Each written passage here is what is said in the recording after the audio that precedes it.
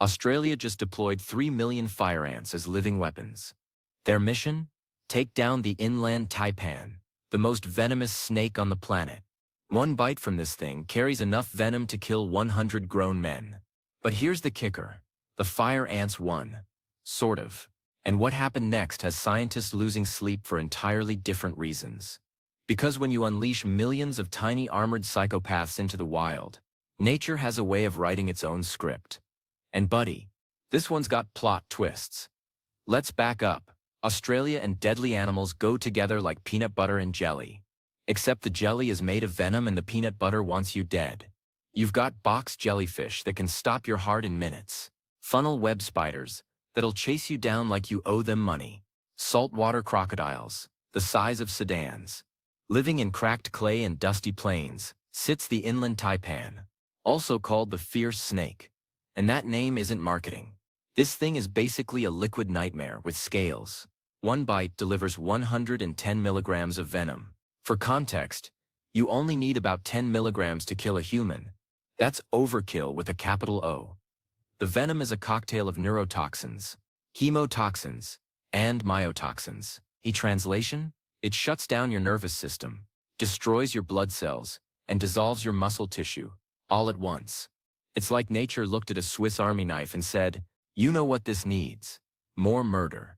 But here's the thing. Despite being the most venomous snake in the world, the inland taipan rarely kills people. Why? Because almost nobody lives where it does. In hospitable parts of Australia, places where the nearest human might be 100 miles away, the snake's favorite food? Long-haired rats. It's specialized to hunt them in the deep cracks of the dried-out clay soil that stretches across Queensland and South Australia. So if this snake mostly keeps to itself and doesn't bother humans, why did Australia decide to go full Oppenheimer and unleash millions of fire ants on it? Great question. And like most great questions, the answer is way more complicated than you'd think. Enter the fire ant. Specifically, the red imported fire ant. Originally from South America, these little demons arrived in Australia sometime around 2001, probably hitching a ride and shipping containers. And they didn't just arrive. They invaded. Fire ants are what ecologists call a super invasive species. They spread fast, breed faster, and absolutely decimate native ecosystems. A single fire ant colony can house 200,000 workers.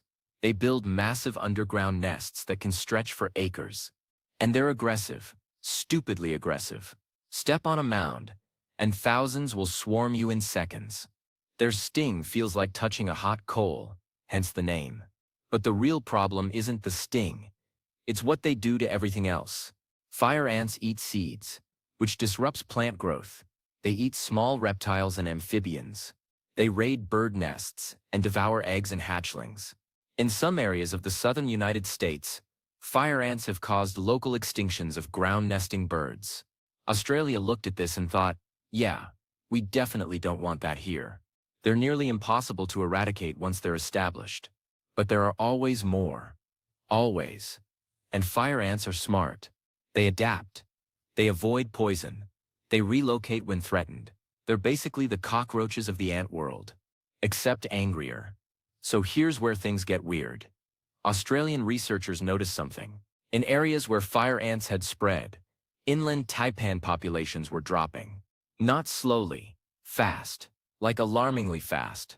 At first scientists weren't sure what was happening. Snakes are predators. Snakes eat small animals. Fire ants are small animals. The logic seems simple, but nature doesn't do simple. Turns out, fire ants are terrible prey. They're tiny, barely nutritious, and they fight back. Hard. A snake trying to eat fire ants gets swarmed. Thousands of ants pouring into its mouth. Eyes. Nostrils. Stinging relentlessly. Even a snake with the most potent venom in the world can't bite its way out of that. It's death by 1,000 paper cuts. Except the paper cuts are on fire. But here's the really clever part. Fire ants weren't just defending themselves. They were hunting. Baby snakes, fresh out of the egg, are vulnerable. They're small, slow, and haven't developed their full venom potency yet. Fire ants found snake nests and went to work. They swarmed hatchlings before they could even slither away. In some regions, Scientists estimated that fire ants were killing up to 70% of inland taipan hatchlings. That's not just predation. That's decimation. So some researchers had an idea, a deeply, profoundly Australian idea. What if we could use fire ants as a biological weapon against the snakes?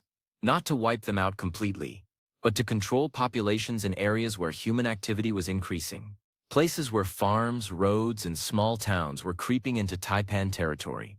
Places where deadly snake encounters were becoming more common. The logic was almost elegant. Fire ants were already in Australia. They were spreading whether anyone liked it or not. Why not aim them? Why not release them strategically in zones where inland taipans were considered a threat? Let the two apex predators duke it out. Let nature do the dirty work. And that's exactly what they did. In a controlled experiment spanning 3 years, Australian wildlife authorities released approximately 3 million fire ants into designated regions known for high taipan activity. Not all at once, gradually, monitoring every step.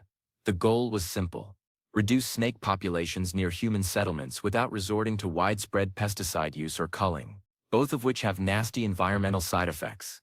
It worked. Like really worked. Within 18 months, inland taipan sightings in the target zones dropped by 60%. Snake nests that had been active for years went silent. Farmers reported fewer encounters. Livestock losses decreased. It seemed like Australia had pulled off the impossible. They'd weaponized one invasive nightmare to solve a venomous problem. But then the surprises started rolling in. And this is where scientists went from excited to deeply, profoundly concerned. First surprise. The fire ants didn't stop at snakes. Once the inland taipans were pushed out, the ants kept going. They moved into the ecological niche the snakes had left behind. Remember those long-haired rats that taipans love to eat? Fire ants love them too. And unlike snakes, which eat one rat every few weeks, fire ants eat everything. They swarmed rat burrows. They attacked juveniles. They raided food stores. Within 2 years, long-haired rat populations in the affected zones crashed by 80%. You might think, okay, fewer rats. So what? But ecosystems are like Jenga towers. Pull one block out and the whole thing wobbles. Long-haired rats are prey for more than just snakes. Wedge-tailed eagles eat them. Dingoes eat them. Monitor lizards eat them. When the rats disappeared, those predators had to look elsewhere. Some moved, some starved, some started targeting livestock, which brought them into conflict with humans. Suddenly, farmers who'd been celebrating fewer snakes were dealing with eagles attacking lambs and dingoes raiding chicken coops. Second surprise. The fire ants started changing. Not dramatically, not overnight, but enough that researchers noticed. In areas with heavy taipan presence before the release, fire ants developed more aggressive swarming behavior. They coordinated attacks better. They responded faster to threats. Basically, they'd been training fighting snakes had made them better at fighting everything else. And it gets weirder.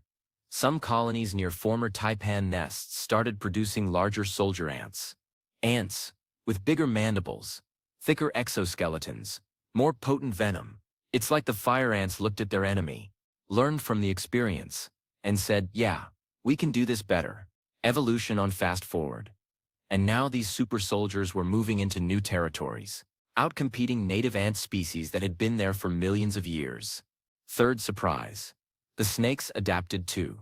Inland taipans that survived the fire ant onslaught started changing their behavior. They avoided ground-level hunting. They climbed more, which is unusual for a species that typically stays low. They shifted their active hours, hunting more at night when fire ants are less active. Some populations even started targeting different prey. Birds, lizards, anything that wasn't surrounded by a fortress of angry ants. Scientists documented one incredible case, a female inland taipan that had nested in the same termite mound for 3 consecutive years. Prime real estate in snake terms. When fire ants moved into the area, she abandoned the nest mid-season, just left her eggs and disappeared. Researchers tracked her with radio telemetry. She traveled over 12 miles, which is insane for a snake that normally has a home range of about 2 square miles. She found a new territory, far from fire ant colonies, and started over. That's not instinct. That's problem solving. But here's the gut punch. The snakes that adapted and moved, They moved into areas that didn't have fire ants yet. And guess what else those areas had? Humans. More humans. The very thing the fire ant release was supposed to prevent. Snake encounters in adjacent regions jumped by 40% in just 1 year. Turns out pushing venomous snakes out of one area just means they show up somewhere else. And often, that somewhere else is worse. Fourth surprise. And this is the big one. The ecological cascade. Scientists started noticing changes in plant life. With fewer rats eating seeds and fewer snakes controlling rat populations, certain native grasses started disappearing. Fire ants don't just eat seeds. They farm aphids, tiny insects that suck plant sap. The ants protect the aphids, move them to new plants, and harvest the sugary substance the aphids produce. It's ant agriculture, and it's devastating to native vegetation. Within 3 years, some regions saw a 30% decline in native grass species. That might not sound dramatic until you realize that those grasses prevent soil erosion. They hold the ground together. Without them, the cracked clay soil that defines the outback started breaking down faster. More erosion meant more dust. More dust meant worse air quality. It meant less water retention.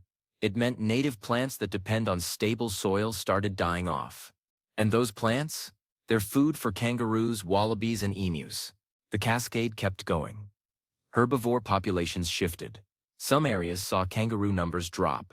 Others saw them explode as animals fled degraded zones. Not from rats or snakes, but from desperate kangaroos eating anything they could find. All of this from releasing fire ants to control snakes. One decision. One attempt to solve a problem with nature's toolbox. And the toolbox exploded. So here's where we are now. Australia has 3 million more fire ants than it did 5 years ago. Actually, way more than that. Those original 3 million have bred. Current estimates put fire ant populations in the affected zones at over 15 million. They've spread beyond the original release areas. They're showing up in places they were never supposed to reach. And efforts to control them have been, let's say, limited in success. Meanwhile, inland taipan populations have stabilized. But in new locations, they're not gone, they've just moved. And now researchers are tracking increased snake activity near towns and farms that never had issues before. Bites are still rare because the snake is shy by nature, but rare isn't zero. And when your venom can kill 100 people with one bite, rare is still too many. The long-haired rats? Still struggling.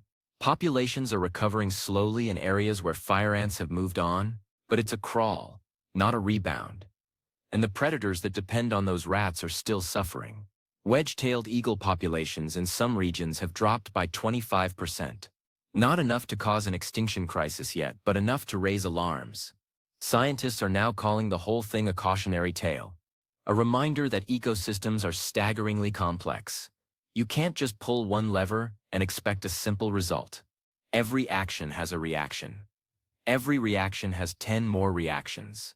It's chaos theory with fur and scales and venom. But here's the kicker. Despite all of this, some researchers still think the experiment provided valuable data. They argue that understanding how invasive species interact with native predators is crucial. That watching fire ants and taipans fight it out taught them things they could never learn in a lab. That even failed experiments move science forward. Others aren't so generous.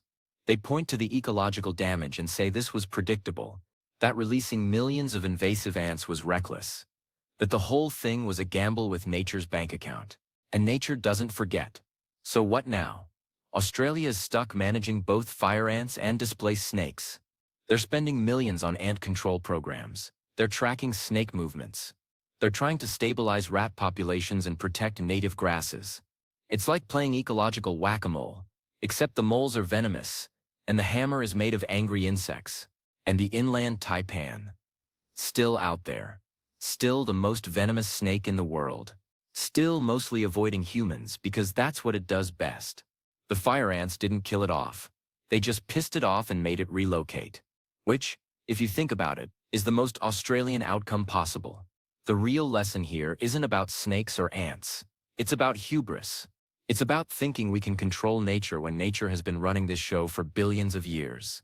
We're just visitors. Loud, disruptive visitors who occasionally release 3 million fire ants and act surprised when things go sideways. Australia's experiment shocked scientists. But maybe it shouldn't have. Nature is messy. It's unpredictable. It doesn't follow our plans. It tends to remind us who's really in charge. One venomous snake and 3 million fire ants at a time.